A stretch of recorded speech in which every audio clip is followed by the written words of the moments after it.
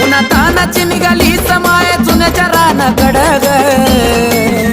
उन्हातानाची निघाली समाय चुन्याच्या रानाकडं ग जरा थांब सावलीला येडा माय जीव झाला मला जडग थांब सावलीला येडा माय जीव झाला मला जडग